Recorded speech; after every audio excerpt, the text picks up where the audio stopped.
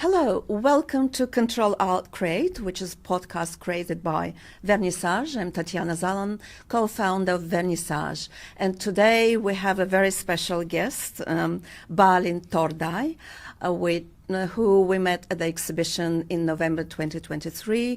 Vernissage was presenting a range of digital artists in the gallery there called Canvas. So Vernissage generally is a podcast dedicated to exploring how contemporary digital art transforms the world around us, and Vernissage itself is a digital art licensing platform. So Balint, welcome. I'll just very briefly introduce you to the audience. Balint is the founder and managing director of Kraftwerk, Experiential Design, which is a Dubai-based agency specialized in immersive brand experiences. He's sort of a pioneer in Hungary. Well, judging by his name, he's Hungarian. And in Hungary, he was very much big in the corporate events scene, founding a company called Bo Event in 2006. And under his leadership, it's become one of the most important and influential event agency in Hungary. In 2014, Balint made the decision to move to Dubai and founded Kraftwerk, which is a creative agency dedicated to experiential design. He has a passion for innovation and technology and the arts, of course. And in 2022, Balint founded Canvas, which is a platform that bridges creativity and technology. It's a big space where you can, as a corporate, you can probably hold your events and watch some movies and do some other experiences as well, which Balint will talk about. And beyond his professional journey, Balint is also very interested in music. He's playing guitar and also he's been part of many of the musical bands. He enjoys playing the guitar, he enjoys singing, and sometimes this is done with your daughter and son, correct? Yes. Correct. So welcome again, Balint. It's a pleasure to have you here. I have quite a few questions for you. And firstly, what about Canvas? How did this entire idea about Canvas, how did it come about? Yes, thank you for the introduction, very precise introduction, and thanks for having me, Tatiana. Good morning. Yeah, people usually expect a story about strategic and big plans about Canvas, but it's, I would say, kind of a coincidence, kind of a non-expected baby, because we, like you said in my short bio, we had a company called Kraftwerk from 2014 onwards. We were doing mostly creative technology and experiences, mostly in the forms of or in the form of events, corporate events. And then in 2022, I had this crazy idea to bring together the office that was back then in Motor City and the warehouse that was in Alcuz. And I was looking for a space to bring this together in more kind of a loft office that was still very fashionable. And then I found this place called Al Khayat Avenue in Alcuz 1, which is not too far, a few steps away from our Circle Avenue. And I fell in love with the space, but back then we just had this idea to bring the office there and maybe a workshop, a clean workshop with some of our guys in the production field. But then we were told that you need to open something here for the public because it's a public space, so you can just have your office there and a workshop that is purely for you. And we had very little time to make a decision on what we are going to do. So that gives you an idea that we were not in the art scene or in the art field of UAE back then. But we were in the creative technology. We understood technology. And I think we were in some ways artists because we were creating experiences through events. We just finished the expo. We did the Hungarian pavilion, which was full of experience. Was full of interactivity and technology. And then it was quite obvious that we need to open something which is related to these areas, to these fields. So we came up with the idea of Canvas being it's very difficult to define, like you were also not struggling, but telling a few fields of what Canvas is capable of doing. But we call it a new media art hub. We call it an immersive space, an incubation space. It's our little playground. And in the beginning, it was really about being a playground. We were just excited about having a space which is projected on 3 walls and the floor, equipped with sensors, cameras, and we were experiencing a lot of things since 3 years now.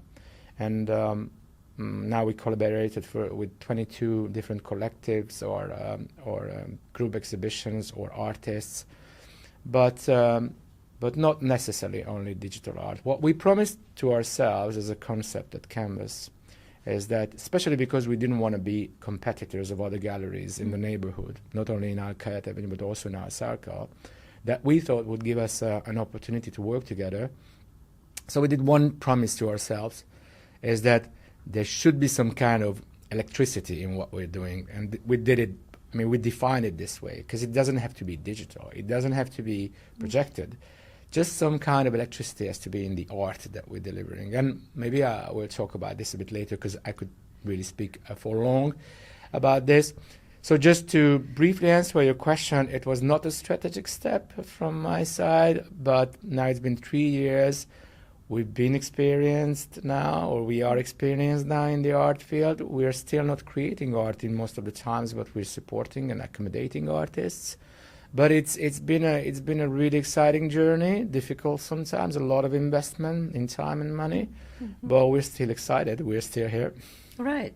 And maybe you can talk a little bit more about the kind of projects you're doing, both as Kraftwerk and also Canvas. What are your technical capabilities? What is your team capable of doing? Yeah, so it's good that you mentioned Kraftwerk, but since the topic and the theme of this podcast is mostly art, so I'll try to focus on Canvas, but the audience will have to, or the viewers will have to understand the relationship between Kraftwerk and Canvas. So Kraftwerk originally is really, especially the digital department, is a department that delivers experiences based on technology. And this was required for Canvas. So obviously there is a day-to-day collaboration between the two companies or the two brands. It's actually one team, as we say.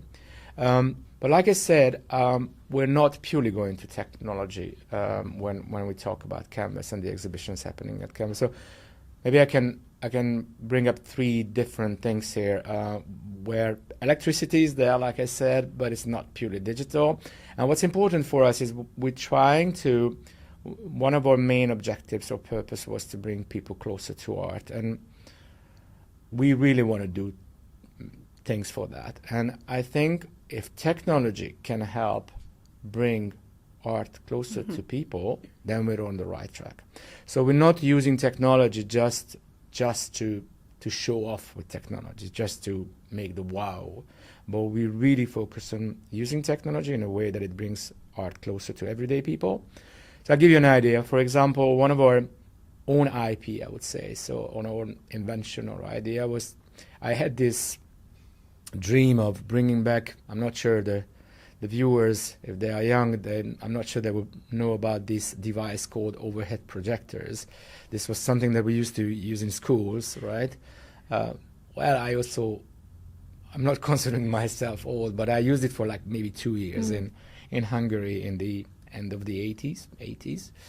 And it's a projector that is working, that is actually the basic of projection, right? So it has a light source with a glass surface, and then you put a transparent film on it with your writing, or you're writing it online or real time. Believe me, I use those. Yes, as a teacher. Right, it was actually a big magic for teachers, because instead of writing on a chalkboard for 20 minutes, a slide, as we call it today, they just could prepare at home and just place it on that overhead projectors, and it was suddenly projected in big size on the wall. So we very hardly collected 10 of these devices, and we created a workshop mostly for children, but actually adults also loved it. And we still have it ready with all the equipment and devices. And we organized days when children with their parents could come into our space and experience the basic of projections, color mixing, mapping, the moire effect, which is the basic or the background of animations, a lot of stuff. So that was, for example, something for the children, which was again a very interesting approach. Instead of using digital devices that they are using on a daily basis and that doesn't excite them anymore or too much, or it has to be really something strong that affects their brain from the everyday use. And or another one where, for example, we used projection combined with physical art. So that's the story of a collective, a French collective with French-speaking ladies, 11 of them, Féminin Pluriel. That's the name of the collective. And they came to us. We made a great collaboration where we used projection for storytelling. So the projection was actually introducing the different art which were showcased, which were hung on the wall. And it was a very nice combination of digital and physical in a way that we haven't seen it before. So it was very exciting. Or in your case, when we worked together, for example, with the Vernissage 2023 November? 2020, yes, correct. 2023 yes. November, that was purely digital. And and that's something that actually I feel that is very much in the interest of people to see, for example, multiple artists. So not just one artist, because especially when it comes to digital art, because you want to see as much as possible. And we also want to showcase as much as possible within one show, especially if people take the time and the energy to come to Canvas, because it's located in Aarhus. It's not like it's in a mall and then you do your shopping, you do your I don't know what, and then why don't I pop up at Canvas? You need to specifically plan your trip to Canvas if you want to come. So obviously we want to give as much as possible. But this probably gives you an idea of where we are going with Canvas, what we are doing. But we had musical performances as well with children again, or with adults as well, where a solo player, a solo singer is in the middle of the room and the whole set is projected around her or him, and the audience is sitting on the floor. We had immersive theater scenes or theater plays. We just had a magic kind of storytelling show called Imaginarium. So we're doing lots of things. As I said, it's really a playground. Right, yes. Yeah. It looks like it. Yeah, it looks it is. like a playground indeed. And I've been many times to Canvas, and you had some really, really interesting, digital artists. My main interest is digital art. So can you perhaps talk a little bit about that? What kind of artists you had? Some of them were world-renowned.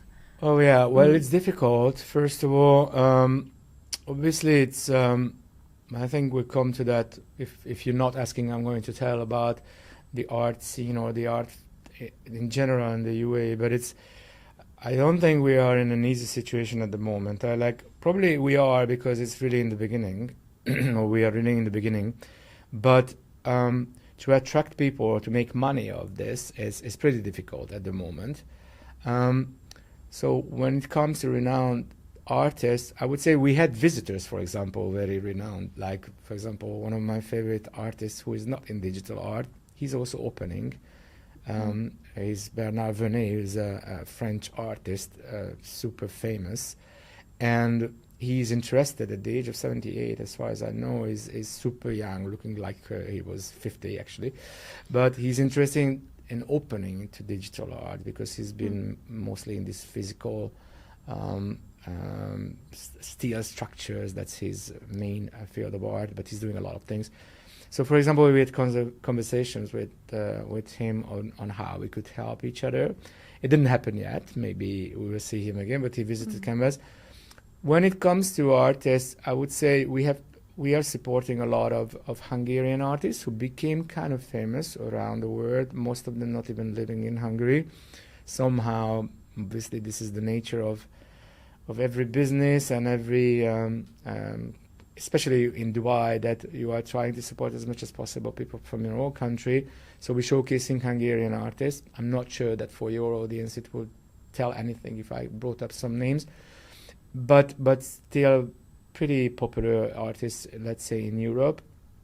And I like to mention Orhan Mamadov, who is an artist from Azerbaijan. We did one of our first shows with him. It was a a really exciting one, because I really like when there's a purpose or there's thinking about an art piece, if we can call his or the collaboration with him an art piece, because it was a 40-minute long show actually, with a lot of work from his side and from our side as well.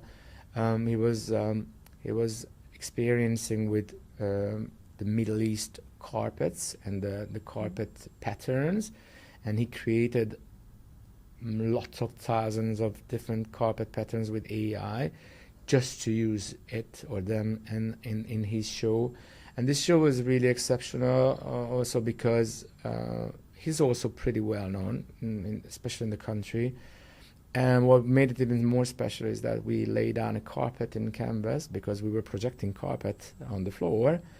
And some people who felt like they want to take off their shoes, they could take off their shoes and walk barefoot on the carpet, and not only experiencing the beautiful patterns of the carpet, but sense it with their feet as well. So, and it was a really exceptional show. We brought it back a few times with the permission of Orhan for iftars. Like now we're having Ramadan. It was last year when we organized an iftar and we played his show.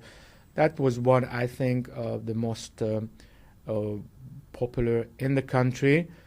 And also I have to add here that for us, for example, when we collaborate, it has to tick some boxes. For example, we like to collaborate with artists who are present, who have a presence in the country itself, and who have a network. Because, for example, to organize an opening event, especially for our network, who have been like multiple times in in Canvas for opening shows, it's very difficult to make them move. But if the artist has a good network, that absolutely adds to the success or the attendance of the show itself.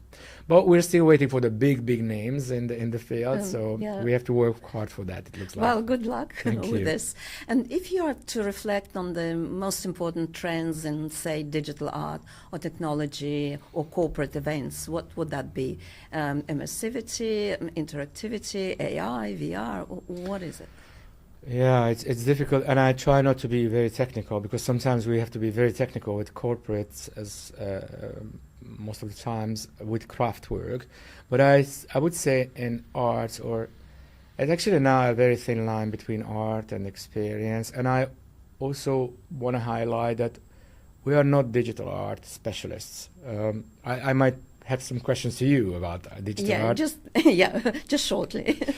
But later on. But what I think today is everything is about immersive, and nowadays we have to define what does immersive exactly means, because for some people it would mean projection, but it's not projection. The immersivity, I think, whether we're talking about art, and I think we should talk about art and immersivity on the same page, because that only tells that you as a visitor get immersed, right? So you're engaged into art, whether it's with projection around you, or with, I don't know, live actors involving you, or interactivity. But in some ways, the passive way of enjoying art is over, or at least when it comes to technology. And then you have the possibility to make it interactive, because how do you make a painting talk, a physical painting? There's no way, really.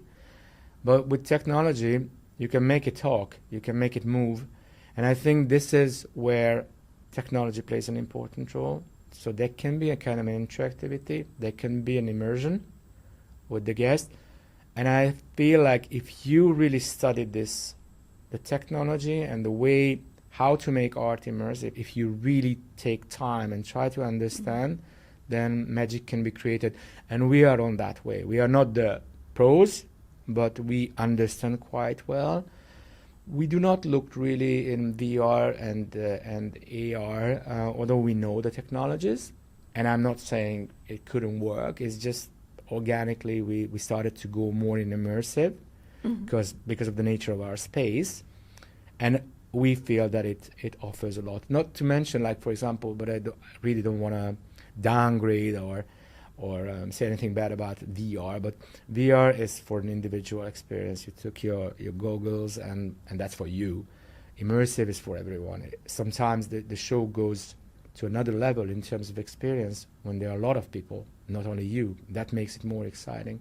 So I think if you're using it the right way, the immersive technologies and the immersive ways of interpreting art is the future for us. That's what I feel.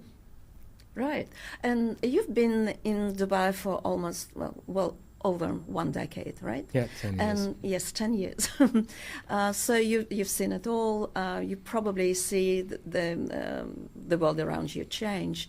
The world of art, but maybe of corporate events as well. What are these changes? Can you please describe them? Well, yeah, from an art point of view, I feel that we're still very at the beginning. So, and that can be a good news, and that can be a bad news as well. It's a good news because people are open to art. People are open to everything that is open, everything that is new in art. But also, if you think about it, there is not a specific taste. So it's and I don't want to say anything bad about that. But when art is new in a country, and talking about the new country actually, because it's yes, it is. It is relatively new. Relatively new. I mean, compared to Europe and or the States, United States. But that doesn't say anything at this stage. I'm not trying to say one is better or worse. But when art is new, then the taste is also not shaped yet. So on one hand, and I will say it simply, you can sell everything because there's no shaped taste for art. But on the other hand, because there are a lot of varieties and there's a wide range of art that is being sold, it's very hard to compete with all of these. When, in contrary, when there's a direction in which you're trying to be the best, that's a different kind of challenge. That's a different kind of approach. When it comes to corporate, if I got the question correctly, but I think I did. So when it comes to corporate and use of art or use of digital art, I would say, because we're more experienced in this, no doubt that one of the main pros or the advantage that we gain with Canvas is, since the last 3 years that we've been operating, is that we have gained such a great network of artists that obviously make most of their money or make their living out of commissioned art. So we use these artists for corporate events, for corporate presence. I can just mention one of the exhibitions that we recently did, where we worked with one of our Hungarian artists. It was a stand at GITEX for Dubai municipality, and the shape and the outlook of the whole stand, with obviously LED surfaces, changed accordingly to the visitors, of the numbers of visitors. So everything was actually moving and changing based on how many people visited the stand.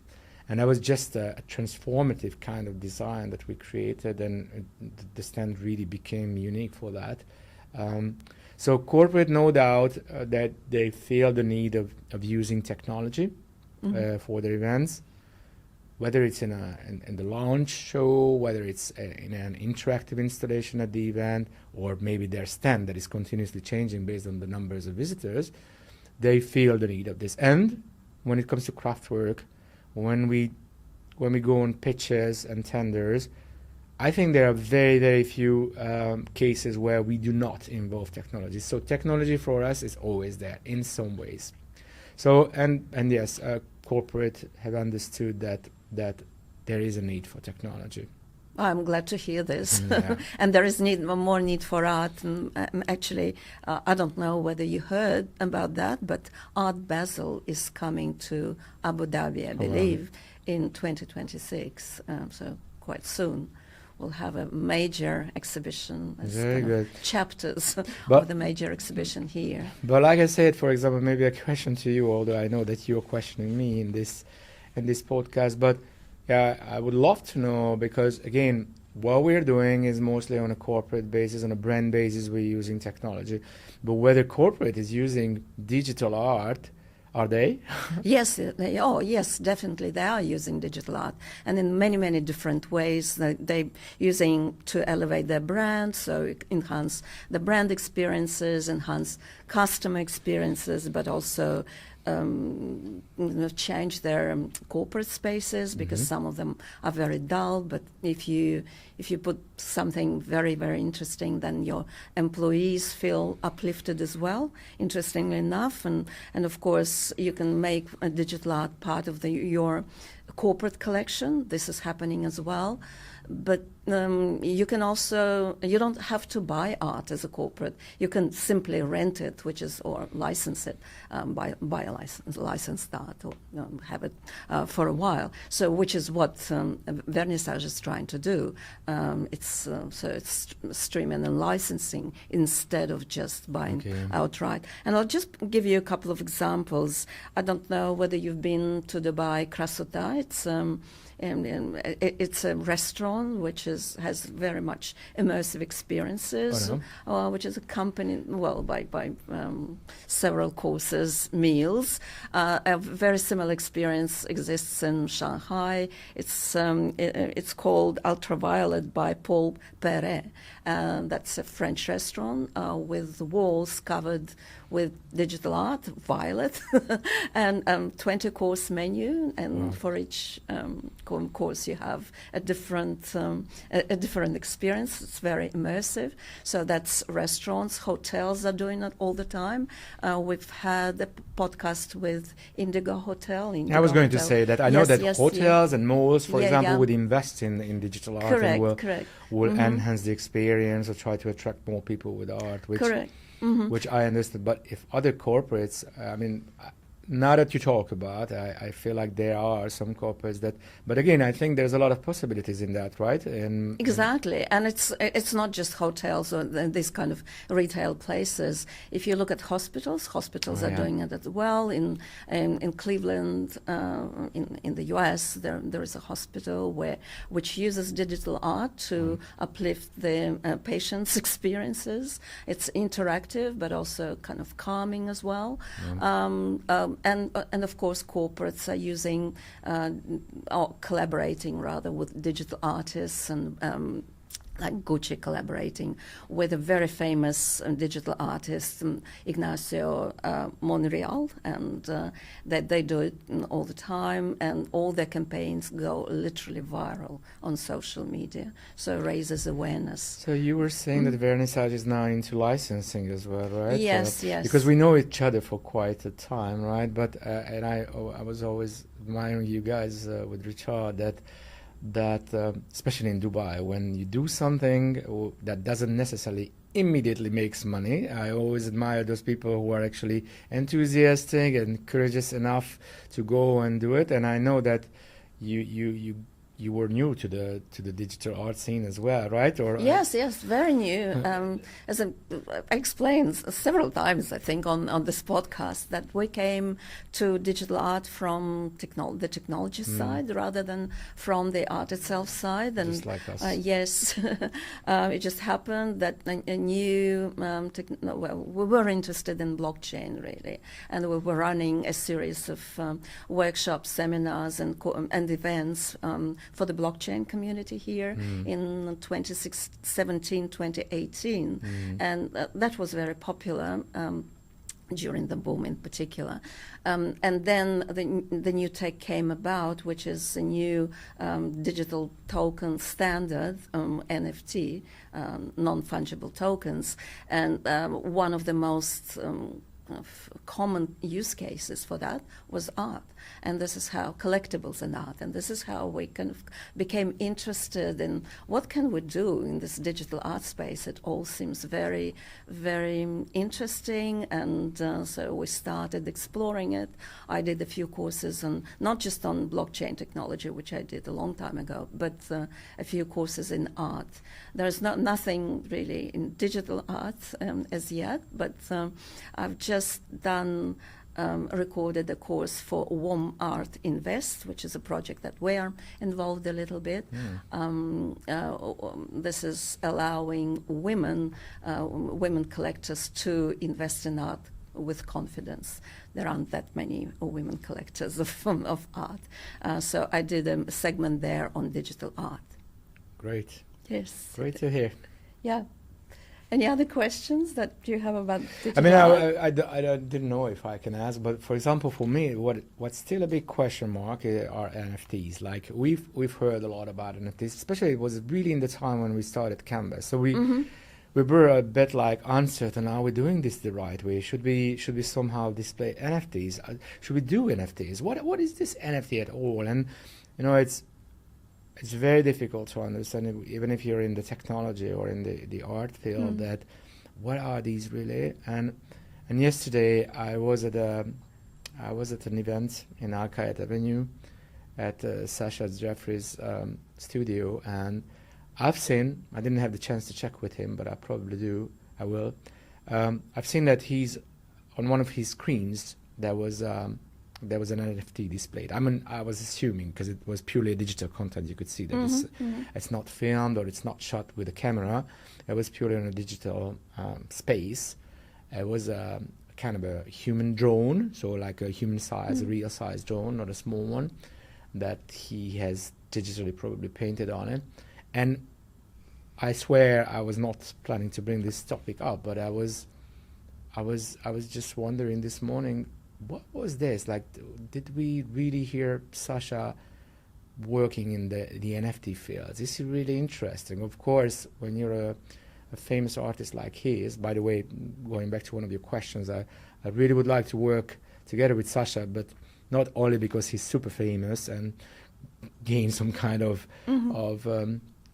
popularity through him, but also because he's crazy and he's a great guy with a lovely personality, and he's doing amazing things. Like I saw again yesterday that he sent the first art on the moon, and it looks like, again, I didn't have the chance to check with him. Probably I should go on his Insta and see that and check what was this artwork that was landed on the moon finally.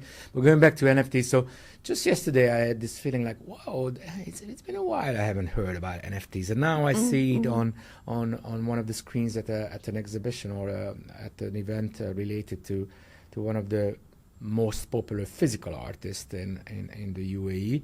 So I don't know where NFTs are nowadays.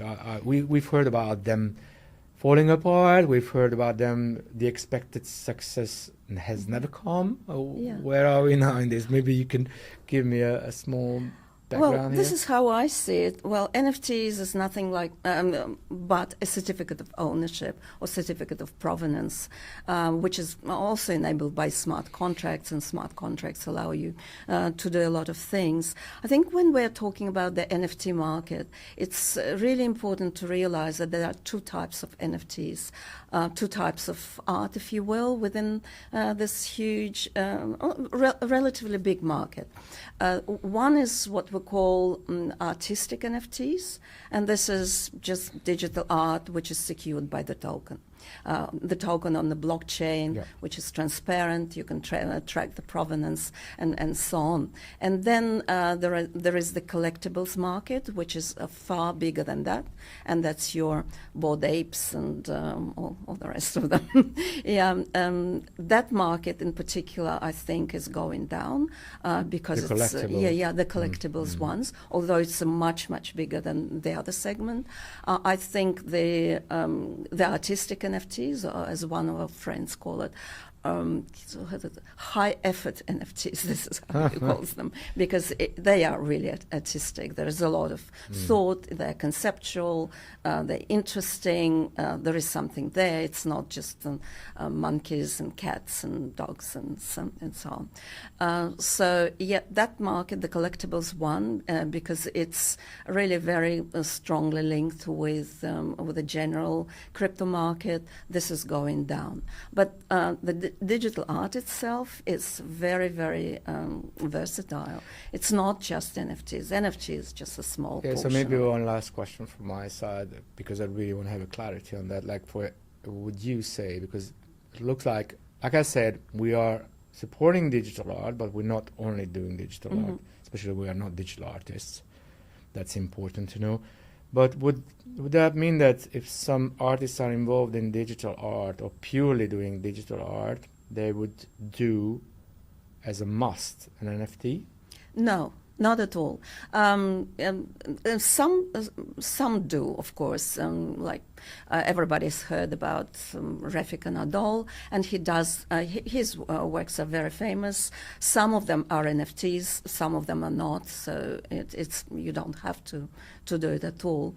But some more traditional artists or just digital artists, they are doing NFTs from time to time. So what is the source of income for for these digital artists? Like, for example, what Vernissage is doing to license, for example, the art, to rent their art? Yes, that's correct. Yes, okay. It's renting out. Interesting. Yeah. And depending on your level of involvement, how long you want as a corporate to have a license, we have different pricing structures for that. How many artists? Are they emerging artists? Are they established artists? It's also part of the equation, if you will. Yeah. Nice. Thank you. Right. Okay, so maybe I have a couple of questions for you at the end.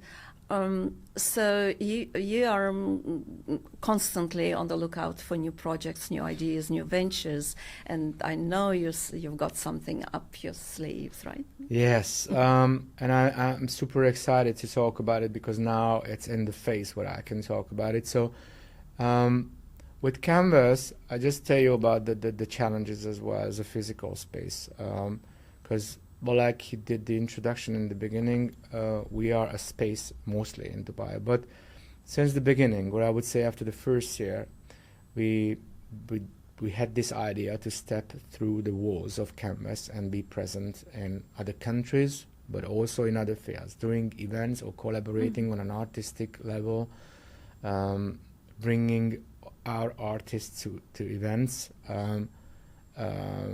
More and more, so not just to stick to the space itself. And together with that, we also face the challenges of how difficult, and that, again, going back to one of your questions, like how is art nowadays in UAE? It's coming, but for example, for us to be located in a new area is very difficult. So even if I brought, and again, that goes back to one of your questions, if I brought a very famous artist to Canvas, it would be very difficult to create buzz around it, because it's obviously it's social media, it's marketing, but if you really want to create a great audience for one of your shows, I think the location is really crucial. So what I mean to say with this is that where we are located, we love it. It's really becoming the creative zone of Dubai, but it's still an industrial zone. So, and what we realized is when we were putting energy and time into all of these shows, we started to explore more. What's the problem? What are people really interested in? So we made our studies. We also traveled a lot abroad, and we were looking at immersive spaces of what they're doing, knowing from the beginning that we will not be able to replicate that, to copy paste, because our location would not allow us. And at the moment, Canvas is not really about being very commercial and moving into a mall, for example, in Dubai. That would not be the solution, because Canvas, although I don't want to praise ourselves too much, but it's more like we want to be more like the Michelin star little restaurant of the immersive field, and not necessarily the very commercial like a cinema one. But we also want to entertain, and we also want to really offer people some new things. And this is why it's under the name of Canvas, but it's Canvas Studio and Canvas International that we have founded last year. These two different companies based in Europe. And with Canvas International, we are creating our own IP, which is an immersive adventure show. You can call it actually live theater, where you're engaged, you're immersed into a story. we're still, by the way, trying to find the right expression terminology. We want to create actually a word for what that is, because it's immersive, it's interactive, it's about technology, it's story-driven, it's everything. Right. And I can say that we've been working on it for more than 1 year now. The title is called Locked in the Museum, and the story is that you visit, and it's not necessarily happening in Canvas. So we're creating the content and trying to collaborate with immersive spaces internationally, because it has a requirement of space that is larger than Canvas. But we use Canvas in Dubai to incubate it, so we're testing it. And we are planning to invite you also for the test within half a year, because there are many things that we want to test with different people from different countries, different background, different age, and so on. Another playground, huh? Exactly. And this is really where we can test. So we're really in that advantage situation there, where not only we have the background to create the content part with our own guys, but also the space to test it. And we have the full story. You'll be traveling to Egypt. You'll be part of a Dali painting. You'll be visiting Leonardo da Vinci's workshop through the guidance of Mona Lisa, and whatnot. So it's a magical story about a museum coming to life after hours, with a lot of interactivity, with a lot of quizzes, tasks to do.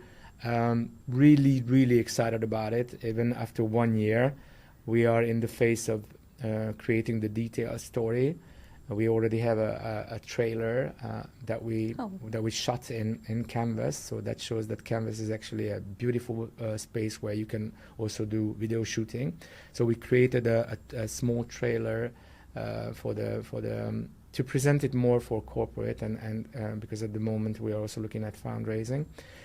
We are sourcing or we are trying to finance it individually, because we don't want to waste time on that. And it's very difficult because it's a very new venture, so people are not sure what they would invest in. So we're doing the initial investments.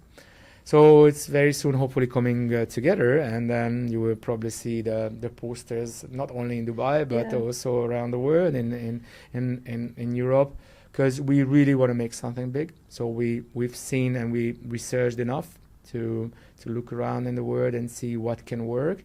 And because probably it's a good closing for what I mean to say with Locked in the Museum, is that still today, mainstream art, so no wonder Van Gogh went viral in the world. There are 4 shows, as far as I know, that actually Yeah, I've been to this show, yes. So 4 shows, different shows from different background, which are somehow showcasing Van Gogh work in a digital way or an immersive way.